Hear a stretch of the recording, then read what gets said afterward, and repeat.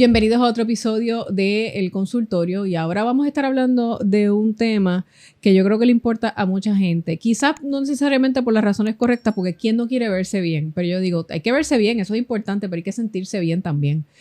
No puede ser a cualquier costa que queramos buscar la manera de tener el peso que nosotros creemos que puede ser el correcto. Y sobre eso se encuentra con nosotros la endocrinóloga, la doctora Zahira Lugo, para hablar sobre la obesidad, el control de peso. Hay unas guías que son bastante recientes que cambiaron un poco cómo se calcula todo lo que tiene que ver con la obesidad y temas relacionados. ¿Qué es la obesidad?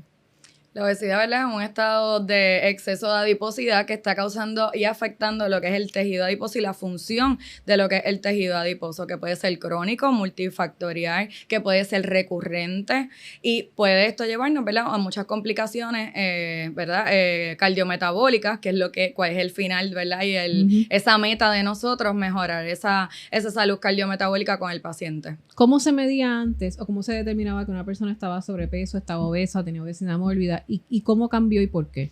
Pues mira, antes simplemente lo que se utilizaba era lo que es el índice de masa corporal, que es el promedio entre peso y estatura. Y de ahí determinábamos si el paciente tenía un peso saludable, si tenía sobrepeso o si tenía obesidad.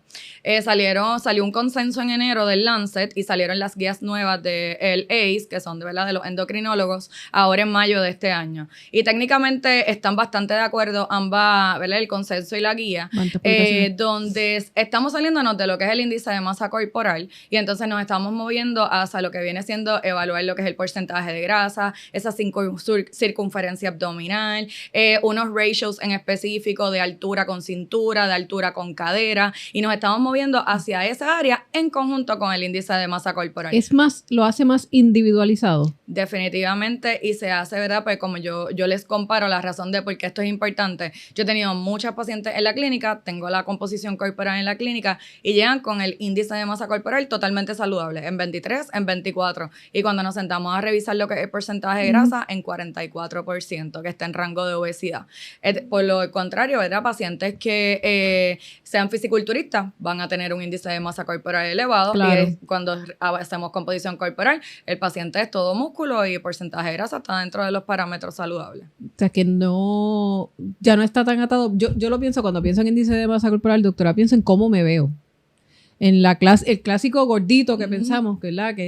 Y eso no necesariamente tiene que ser así. Definitivamente, ahí es el ejemplo perfecto, ese que te acabo de mencionar, de la paciente con índice de masa corporal normal, pero entonces el fisiculturista con índice de masa corporal que está en mayor, vamos a poner mayor de 30. Si mis papás, mi mamá fueron obesos, ¿eso hace que yo también lo sea? Es decir, ¿hay un componente genético? Definitivamente, y ahí es bien importante esa parte del historial clínico, de verdad, si esta obesidad viene desde niño o no. Influye, Mardelis, desde que si fue un parto, fue una cesárea, si se lactó o no se lactó el paciente, el ambiente, ¿verdad?, que es lo que llamamos el ambiente obesogénico en la familia, en la familia y en el pueblo y en el país, donde en la comunidad donde se viva. Esa parte del sedentarismo es súper importante también. Así que definitivamente la parte genética sí es importante y se debería enviar a los pacientes que lo ameriten.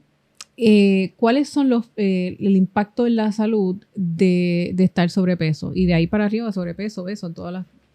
Ahí, ¿verdad?, que condiciones aumentan todo lo que es cardiometabólico. Aumenta el riesgo de infartos, aumenta el riesgo de derrame, aumenta, ¿verdad?, lo que es el diagnóstico de apnea obstructiva del sueño. Tenemos pacientes con hígado graso, infertilidad, síndromes de ovarios poliquísticos, osteoartritis. Así que tenemos un componente, como yo los divido, un componente ¿verdad?, físico, estructural, donde el paciente va a tener limitaciones al caminar con esa osteoartritis en las rodillas, que tienen reemplazo de rodillas, versus por otro lado que empiezan a desarrollar problemas con la parte del azúcar, hipertensión. Así que tengo como un componente endocrino y otro que es mecánico. Y eso obviamente afecta la calidad de vida de las personas y eso se va superando poco a poco mientras vamos perdiendo peso. Claro, eso depende cada paciente es un universo. Definitivamente. Pero uno esperaría en circunstancias normales que si uno va perdiendo peso, pues ciertas condiciones se vayan mejorando. Definitivo, y de ahí, de ese mismo punto, todos los estudios de todos los medicamentos aprobados por FDA,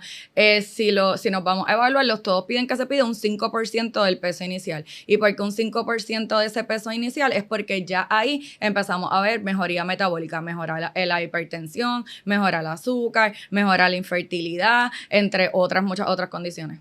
En cuanto al tratamiento, ¿es un tratamiento que debe ser integral? ¿Y cuánto los pacientes entienden eso? De que no hay una pastilla milagrosa. Yo imagino que usted tiene que ver 1000 cosas. El té milagroso, la pastilla, la batida. Y la gente que descompensada. Mira, ¿cuánto lo entienden? Bien poco. Yo creo que por eso estamos ahora, ¿verdad?, siendo más verbal en esto, porque todavía no entienden que la obesidad es una enfermedad, que hay que tratarla como tal. Como yo les digo, si no fuera una enfermedad, no hubiese medicamento. O sea, podemos ponerlo tan sencillo como eso. Y es bien difícil que puedan entender lo integral que es necesario lo que es la parte nutricional, lo que es la parte del ejercicio, que hay un componente psicológico bien importante en estos pacientes, que sí están los medicamentos, pero si hablamos de medicamentos nada más, es como a veces yo les digo a los pacientes, está la pared con un rotito ahí, y es como yo ponerle, no sé, una curita, un papel, tratar el parcho, versus tratar realmente, o sea, la raíz de por qué estamos teniendo y el desarrollo de obesidad en estos pacientes. ¿Cuán común es que le llegue un paciente nuevo y le diga, no, yo quiero que usted me dé la inyección esa que todo el mundo rebajó y no me interesa más nada, yo lo que quiero es la inyección para yo rebajar y se acabó el evento? Como si eso fuera así de fácil. Bastante frecuente. Llegan a la oficina pensando que pues yo vine aquí sin comer o vine a que me inyecte. Y yo, pues, llegaste a la clínica equivocada, porque aquí no es. Y ahí es donde estamos todavía en la educación de esta parte de los compound medications, porque un medicamento no va a resolver, ¿verdad? Vamos a poner, tienes 30 años, 35, 25, todo lo que han pasado en los años posteriores. Por eso es que cuando se hace la evaluación con el paciente, yo siempre les empiezo a preguntar, ¿desde dónde, cuándo hubo este cambio en peso? ¿Esto es desde niño? ¿Este es desde cuándo? Porque siempre usualmente hay un target, al que sea desde niño, pues definitivamente pensamos en la parte genética, pero usualmente hay un estresor que hizo ese cambio de vida. Muchos de los que puedo ver, embarazo, después de la pandemia, después de María, después de la menopausia. Siempre hay como unos cambios que son unos estresores que cambian una pila de cambios hormonales, que de ahí viene entonces el desarrollo de lo que es obesidad. Y eso no es tan fácil como resolverlo con una inyección. Y yo me imagino que no todo el mundo puede usar este tipo de inyecciones. También. ¿Estos nuevos medicamentos cambiaron el juego del manejo de la obesidad? 100%. ¿Esto llegó para quedarse? Yo digo que sí. Y ahí es donde digo que estamos viviendo la era de las incretinas. ¿Por qué? Porque esto fue como la era de las penicilinas antes. Esto es un life changer. Definitivamente estos medicamentos. No todos los pacientes tienen la indicación para el medicamento. Hay unas contraindicaciones, como lo que es cáncer medular de tiroides. Tener MEN tipo 2 es otra condición también, que es contraindicación para el medicamento, o que te la pusiste y tuviste una reacción, ¿verdad?, claro, de anafilaxis. Esas son las contraindicaciones. Todo lo demás que se puede hablar por ahí son precauciones, e incluso puedes no tener esas contraindicaciones. Y una de las cosas que yo me siento mucho con los pacientes es a dialogar. ¿Cuánto estás comiendo? Porque muchos pacientes llegan y me dicen, no, es que yo como una vez al día. Y técnicamente nosotros tenemos nutricionista, y cuando yo me siento a dialogar casos con la nutricionista, ella misma es la que me dice, doctora, está comiendo, qué sé yo, 700 calorías, 1000 calorías. Pues entonces, a un paciente que no está llegando a las calorías que necesita para vivir, ¿cómo yo le voy a poner un medicamento que lo que va a hacer es suprimirle más el apetito? Ahí es donde se afecta todo el metabolismo. Entonces eso es una desnutrición. Correcto. Estás malnutrido porque te vas perdiendo un montón de vitaminas.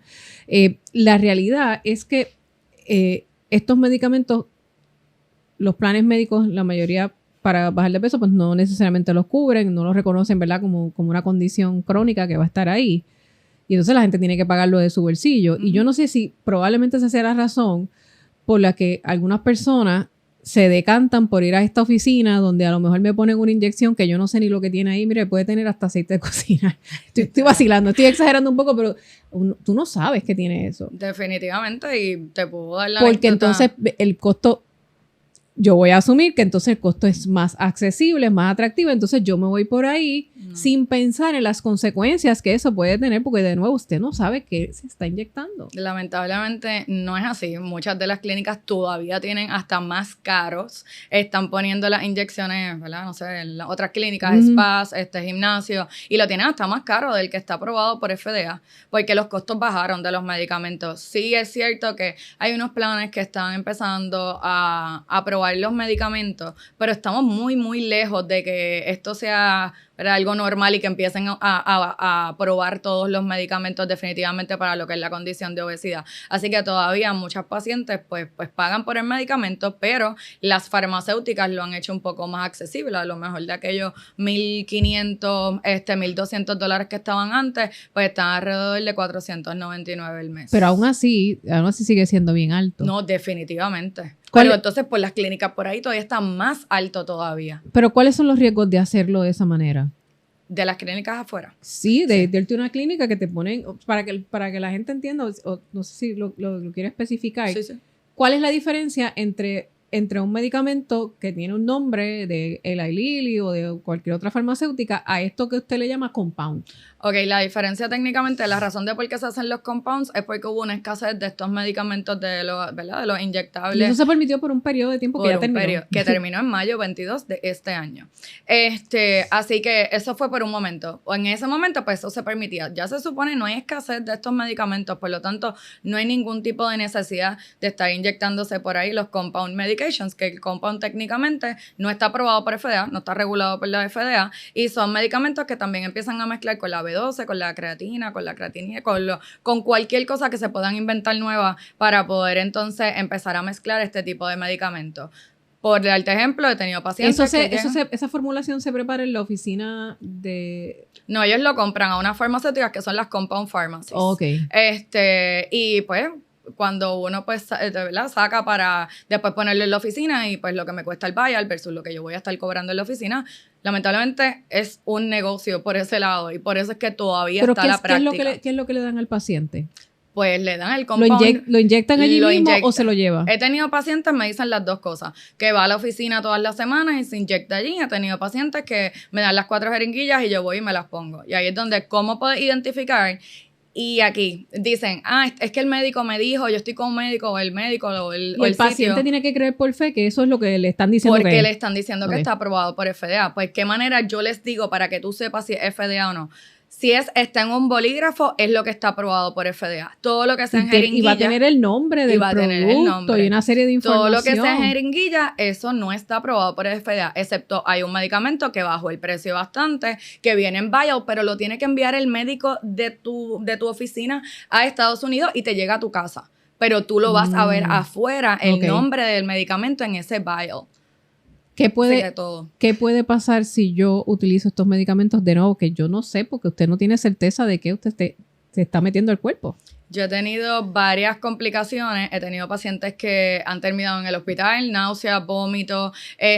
Tuve un paciente que se desesperó, también empezó a utilizar el medicamento, llega a la clínica y de momento le quitamos el medicamento, le dimos el que está aprobado por FDA y la cantidad de retención de líquido, de grasa que bajó, que digo, Dios mío, que le habrán inyectado en ese compound, porque es que en un mes este cambio es tan drástico que lo único que hicimos fue quitar el compound y darle el aprobado por FDA.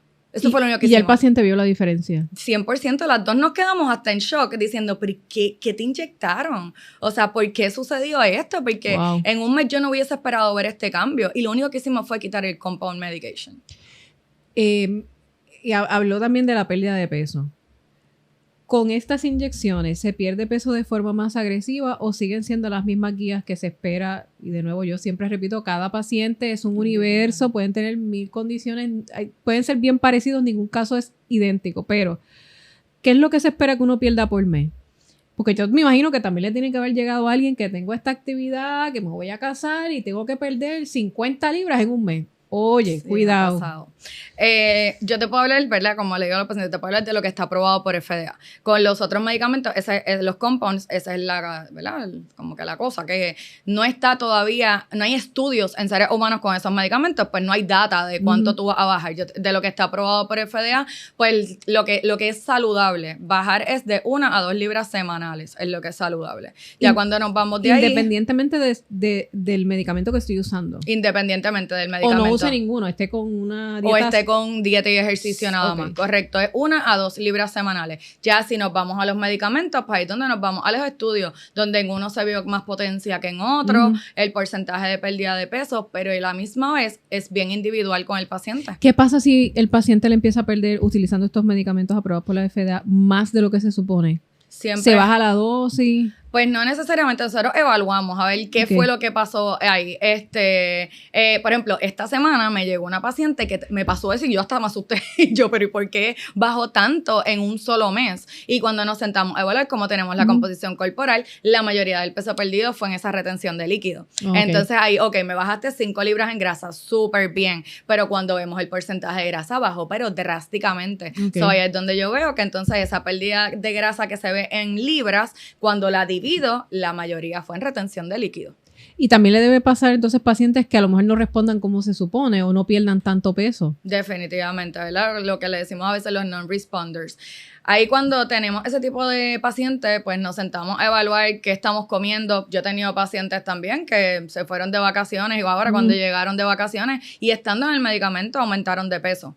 Entonces, cuando nos sentamos a evaluar es como que estás en el medicamento, ¿qué pasó? Pues ahí es donde viene la nutrición y el ejercicio, el sueño, cuánta agua estamos tomando. Por eso es que la obesidad es integral. Yo no puedo solamente enfocarme en el peso y el medicamento. Yo tengo que evaluar un todo con el paciente.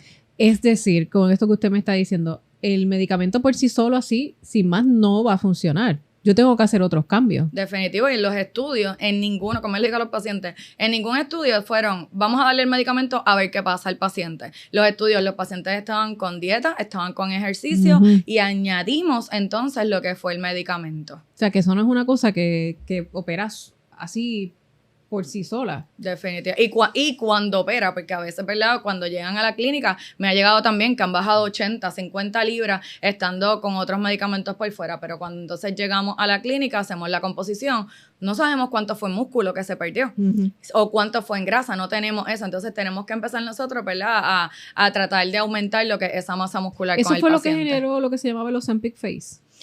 Cuando hablamos de Ozempic Face, sí, definitivamente es porque se pierde volumen en cuestión de la parte de la cara, porque se pierde peso demasiado rápido. Y así que por eso ahí es que se ve la gente como enferma. Eso es lo que le llama el Ozempic Face. Pero es como yo les digo, o sea, si estamos haciéndolo saludable, no debería ocurrir. No debería ocurrir. Y si ocurre, también está la parte dermatológica, porque o sea, no lo voy a negar de que eso sea algo que no ocurra, o sea, es algo que puede ocurrir, pero porque está ocurriendo o a veces es más drástico porque se pierde el peso demasiado rápido, pierden mucha masa muscular, así que de ahí es que vienen las complicaciones. ¿Qué pasa con un paciente que no responde a este tipo de tratamiento? Pues fíjate, es que yo no te puedo decir que he tenido uno. O sea, técnicamente no te podría ni contestar la pregunta porque yo pienso que el paciente siempre va a responder. Lo que pasa es que... Esto funciona también en el caso de obesidad mórbida.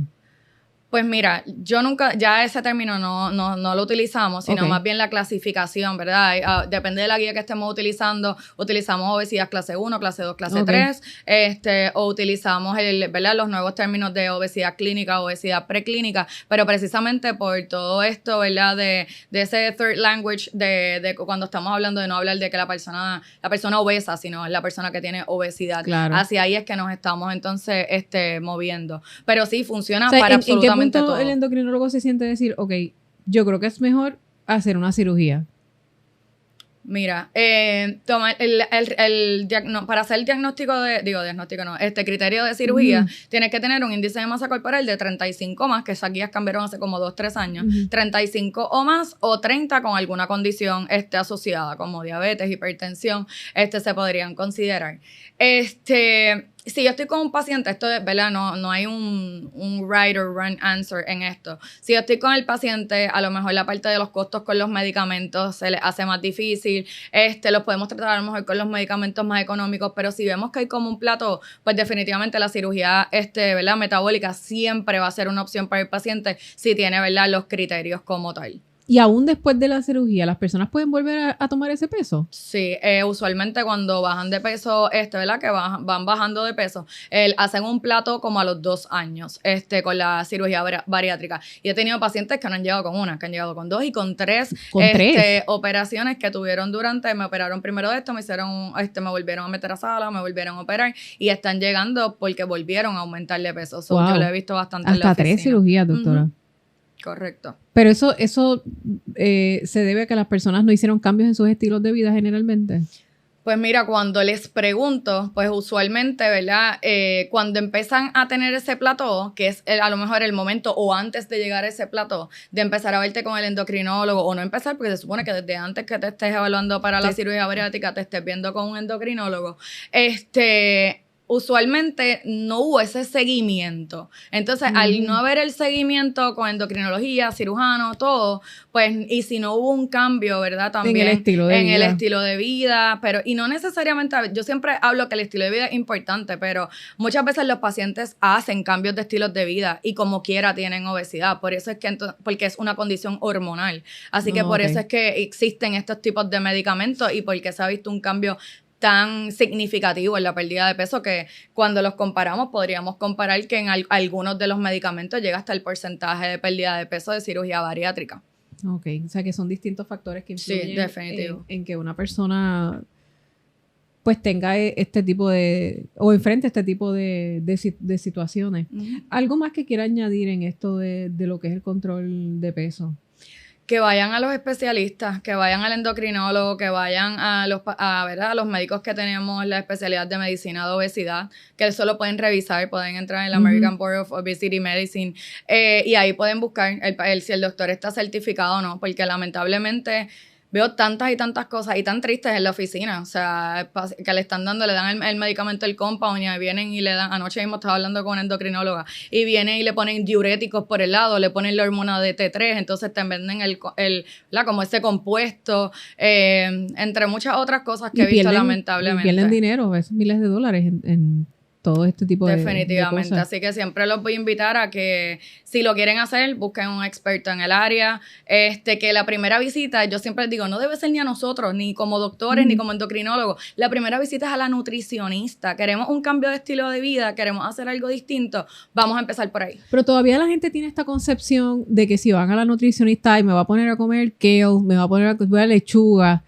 y entonces y vegetales y ahí que es una visión bastante limitada. Yo creo que uno puede comer de todo. Definitivo, y ese siempre es mi punto. O sea, tú no tienes que eliminar como tal algún medicamento. Que a lo mejor yo te diría eliminar, mira, pues el refresco, los jugos, pero... Y si el paciente lleva toda su vida que se toma 3 y 4 refrescos, pues es irreal que a este paciente yo le quite refresco de cantazo porque no va a ser algo sostenible. Yo siempre les digo, si no hiciste clic con esta nutricionista, busca otra. Porque aquí lo que tiene que importarte es tu salud. O sea, yo en broma les digo, se te daña la pluma y llamas al plomero, se te dé la goma y vas al gomero. Pues queremos bajar de peso, que esa primera visita sea la nutrición. O sea, eso es demasiado importante. Esa es la base para entonces nosotros poder empezar y entonces ayudarlos. Y que tenga un cambio que sea permanente, ¿verdad? Definitivamente. Permanente. Bueno, gracias por estar con nosotros hablándonos sobre este tema. Comparte este podcast para que la gente pueda recibir la orientación adecuada sobre qué hacer y qué no hacer, y como siempre,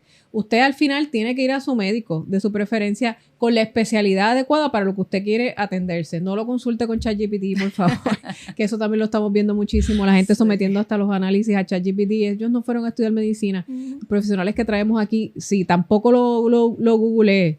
Doctor Google. Porque me imagino que también le llegan a la oficina, mire, es que yo busqué esto. Y mucho cuidado con lo que vemos en las redes sociales. No todo lo que está por ahí es cierto. No, Eso hay que tener mucho, mucho cuidado para que, lo ideal es que no solamente usted esté bien, se vea bien, es que usted se sienta bien también. definitivo. Hay que estar Regalarse saludable. vida, como les digo. Claro que sí. Gracias por estar con nosotros, doctora. Gracias a ti. Hasta aquí este podcast del consultorio, será hasta el próximo episodio.